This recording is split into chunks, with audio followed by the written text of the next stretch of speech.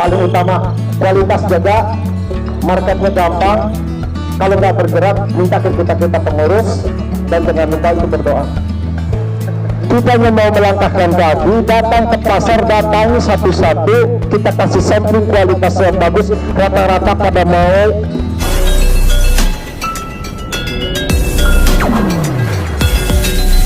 ZTV. Mungkin ini Bang, saya menanggapin dikit, kenapa kita banyak yang jadinya pembenih nih sektornya gitu ya, yang habis latihan dari Abah. Kalau usul saya mungkin bisa ditambah durasi untuk pelatihan di sisi pembeberan sama pembesarannya. Karena waktu pelatihan di sini kan kita fokusnya ke sisi pembenihan. Jadi mungkin itu karena ilmu itu yang kita dapat, akhirnya ya kita fokusnya ke situ gitu. Nah, sedangkan di sisi pembeberan sama pembesarannya waktu itu sih yang saya alamin minim gitu. Nah mungkin dari sisi ilmunya itu yang durasinya yang minta ditambah. Kemudian yang kedua, selama Februari ini saya mulai mijah lagi setelah ngabisin siklus yang awal. Jadi mulai minggu pertama Februari kita udah mulai mijah lagi di kolam. Cuman jujur aja, hampir 3 paket yang kita habisin nih, nggak tahu kenapa hasilnya minim nih menurut kami gitu ya. Karena pengalaman terbaik kita di setengah paket kita bisa dapat 200 ribuan ekor, tapi ini udah hampir 3 paket indukan yang kita pakai buat pemijahan, hasilnya jauh dari harapan kita gitu. Nah kalau saya tanya ke Bang Acuh sih, ini lagi musimnya nih, banyak cacing, larva sedikit. Nah apakah ini memang terjadi di setiap tahun atau gimana gitu ya? Karena kalau yang saya dengar kan biasanya di bulan 6 atau 7 gitu yang menurut biasanya terjadi di siklus seperti itu. Nah terus gimana caranya kita biar bisa ningkatin lagi produksi si benih? Karena jujur aja kita bingung nih, udah ngelakuin semua SOP-nya, terus yang sakit juga minim sih sebetulnya kayak gitu. Nah pada saat tahap telur itu lumayan banyak, dihapa banyak gitu. Cuman ada kejadian kemarin yang kita jadi parutan kelapa. Nah itu hal baru buat kita sih di pembudidaya gitu. Nah, mungkin bisa dibantu penjelasannya, terus gimana sarannya untuk peningkatan produksi. Terima kasih. Nah, tapi baik lagi kalau untuk masalah durasi dari ketika kita belajar di ABA itu kan memang dianjurkan oleh ABA itu kan ketika kita keluar dari pelatihan ini, ABA berharap itu kita menjadi pengusaha gitu. Artinya di segmen pembenihan ini memang paling menguntungkan dari beberapa segmen yang ada di budidaya ikan lele ini gitu. Contoh kayak pembesaran, terus pendeberan, dan juga pembenihan gitu. Nah dari ketiga segmen ini, kalau waktu itu Pak Husni bilang ke saya, di segmen pembenihan ini itu ilmunya rumit gitu, dan hasilnya juga bagus. Tapi ketika segmen pendeberan itu ilmunya juga standar dan hasilnya juga standar. Tapi kalau di segmen pembesaran ilmunya lumayan mudah, hasilnya juga nggak terlalu tinggi gitu. Karena berpatokan juga kolam dan juga benih yang kita tanam. Itu untuk masalah durasi gitu. Karena memang hampir 80% yang saya paham tentang alumni ABA itu ya rata-rata segmen pembenihan. Adapun produksi yang dihasilkan itu misalnya pertama kali mijah ketika keluar dari sini itu biasanya banyak. Dulu ada waktu pertama kali keluar dari alumni ABA ini namanya Bang Tori, itu ada di Cikampek orangnya. Beliau itu mijah, pertama kali beliau mijah itu hasil panennya 180.000 ekor gitu. Nah WA ke saya minta keluaran benihnya, saya keluarin, tapi ketika pemijahan kedua ketiga itu menurun di bawah 50.000 gitu. Artinya kan pertama kali dia mijah dapat hasil 180.000 ekor itu pasti yang ada di pikiran dia berarti di jalan kedua hasilnya lebih dari 180.000 ekor. Itu jalan pikiran yang harus ada di Bang Tori kan begitu. Tapi kan masalah air, cuaca juga kualitas indukan itu kan berpengaruh seiring perjalanan ketika kita mijah. Gitu. Mungkin nanti Bang Arif atau Bang Slamet atau Kidalang bisa lebih detail jelaskan ke situ. Itu sama Bang Slamet. Nah, untuk poin selanjutnya itu adalah pengembangan usaha yang akan disampaikan oleh Kidalang selaku Ketua Umum Regional Jawa Barat. Padanya kami persilakan. Mungkin saya akan membahas tentang bagaimana pengembangan jaringan marketnya terutama di pembenihan. Ini kan alumni AMBAH 80% atau 90% lebih. Ini di pembenihan semua ya. Jarang yang mengembangkan di pembesaran. Untuk wilayah Jawa Barat paling Kang Asep, Kerminitan, ya di pembesaran. Kalau yang lainnya mayoritas di pembenihan. Kalau untuk wilayah yang saya bina, yang alumni AMBAH, yang komitmen SOP-nya sesuai standar ABAH itu, semua benihnya laku semua. Jadi ketika ada yang bilang benih saya mau dijual kemana, itu agak aneh juga Pak. Nggak tahu kalau Jabodetabek, ini wilayah yang juragan-juragan ini yang lebih tahu. Tapi untuk daerah Bandung ke sini, tapi dengan catatan dia SOP-nya standar ABAH.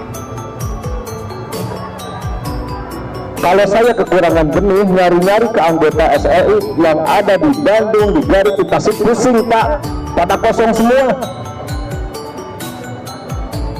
Yang paling kurang ajar, sebagian SOI yang baru saya bina, masih pertama saya jualin Mas Slamet, tahu-tahu nelpon jadi minta benih Pak. Walah, si Ahmad itu kurang ajar yang orang Cileunyi. Dia pernah main ke sana nih, ini pernah. Itu dia per bulan saya jualin hasil produknya, benihnya jualin. Tapi apa konsep saya dia ikuti, ternyata dia jalan. Sekarang balik Bandung Pak minta benih ke saya Pak. Biasanya telepon dia tolong jualin, sekarang padahal punya stoknya 50.000. Wah buset lu katanya. Iya. Cuman paling sialannya indukan saya habis di kolam diambilnya. Malas ke Abah diambil, dipilih yang bagus-bagusnya. Tapi karena saya pengurus dan ketua di regional sana, ya sudahlah. Betul. Alumni Abah terus sudah telepon ke Abah, Bah, malas ke sana mau ngambil ke Kidalang. Akhirnya ya saya lepas. Cuman yang saya arahin ke anggota SM yang ada di Jabar, pertama coba pola berpikir mindsetnya yang dirubah. Kebanyakan alumni ABAH SLI yang baru-baru dia tidak mau bergerak mencari market sendiri. Pinginnya begitu mijah perocot WA ke pengurus, begitu mijah keluar berapa puluh ribu, ya yang baru-baru paling 50.000 ke bawah aja, WA lagi gitu. Boleh untuk di awal-awal mungkin di dekade setahun pertama kita bantu, tapi selanjutnya ya jangan gitu-gitulah, coba keluar dari situ. Kalau saya ngarahin, yang terus terang dari semua yang saya arahin, Ahmad yang di Cileunyi itu paling berhasil. Sekarang yang mengikuti gaya saya walaupun belum totalnya, mungkin Agus nih, ada orang Tasik nih. Agus cukup dekat juga dengan saya, sering ke rumah gitu kan. Polanya seperti ini, walaupun dia belum mengadopsi semaksimal mungkin, tapi udah mulai benih dia. Sekarang kan nggak pernah minta dijualin, habis kan Mas gitu. Nah itu tidak ada yang benihnya yang nggak laku. Mungkin yang di sini udah laku semua ya. Semua ini pembenih semua. Ya, pembenih semua. Hah? Oh, jawabnya pada malu. Oke, gini. Kalau saya sistemnya hulu ke hilirnya saya pegang Pak. Gini. saya menciptakan kelompok-kelompok tani binaan. Per kelompoknya biasa saya jumlahnya 10 orang. Ada beberapa yang memang perorangan yang nggak mau dia, karena juga bisnisnya besar, terus dia mempunyai modalnya besar, dia nggak mau per seorang. Tapi kalau mayoritas saya itu per kelompok. Nah, saya itu kenapa bisa muncul kelompok-kelompok tani kok begitu mudah? Saya itu kan di daerah, saya itu tidak sendirian, saya kerjasama dengan orang kecamatan, bagian pengembang di bidang usaha UMKM. Nah, dari situ kecamatan menyustrikan setiap desanya. Makanya kelompok-kelompok tani yang saya bina itu banyak yang banyaknya juga disubsidi sama BUMDes, Badan Usaha Milik Desa.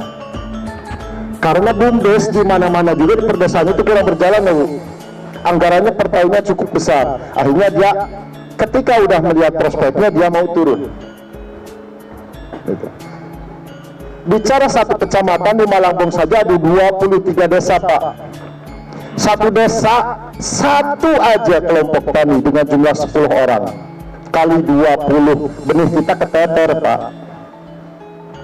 Pilot projectnya kalau saya untuk kecamatan Malangbong itu di desa Malangbong sekarang udah 5 kelompok, Pak.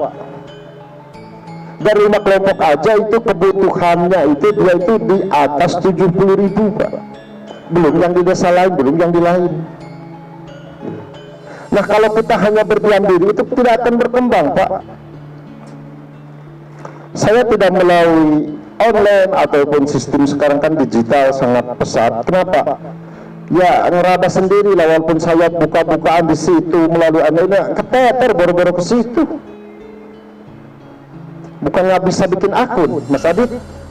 Cuman udah tahu sendirilah yang ada juga udah nggak tercukupi. Ya. Jadi jangan terlalu berpikirnya ingin dimanja terus itu loh. Oke, komunitas bisa membantu.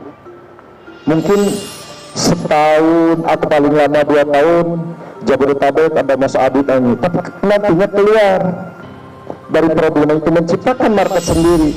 Ketika Anda berkembang marketnya bisa ngambil dari yang lain yang baru lagi, karena alumni Abah itu brojol terus. Ketika terus berkembang gitu. Ini pengalaman saya. Bikin satu kelompok, dan saya ngebina bukan satu kecamatan. Garut Utara itu, Lele itu mayoritas binaan saya.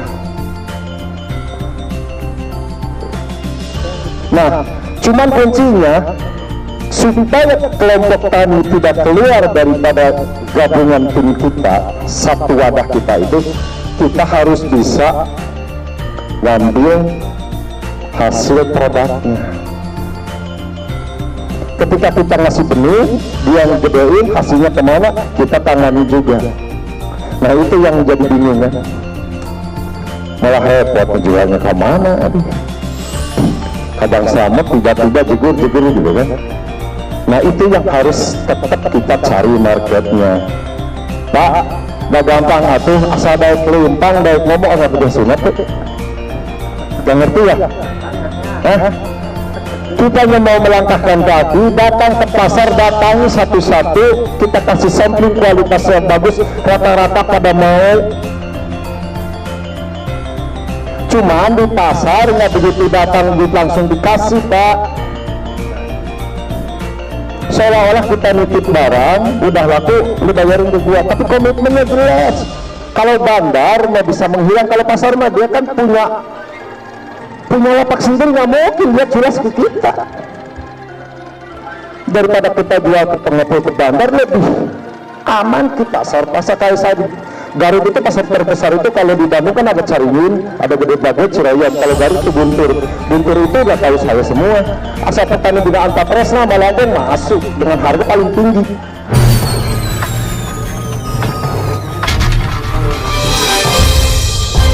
ZTV.